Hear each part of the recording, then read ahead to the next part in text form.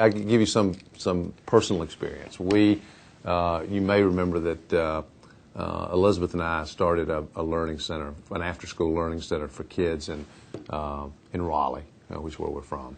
And then we've now expanded it to a very poor community in Goldsboro, North Carolina. In other words, we have a second one down in Goldsboro. And what we have done, this is an example of, I think, what's possible. What we have done is completely integrated what the Learning Center does with what the school system does and with the community itself, so that not only do we provide technology for kids and training for kids, we provide student tutors, and they're largely student tutors, fellow students, peers, who come over and volunteer and spend their time at the Learning Lab to help their fellow students do their homework, prepare for tests, etc. And we get the parents involved because what happens is during the day when the place is not being used by students, the parents come and get technology training, and they see what's happening with their kids. And not only are they learning themselves, but they get to see firsthand what their kids are learning when they're there in the afternoon or at night.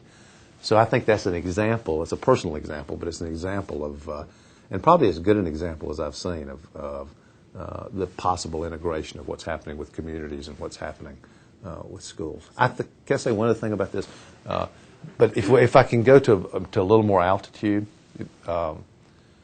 I think the mistake we're making with one of the mistakes we're making with education in America is treating it as a K through 12 and then maybe college and then maybe graduate school.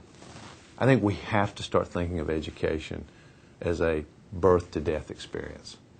And I think it's absolutely crucial for a lot of reasons. One is we have to start educating kids literally from the time they're born.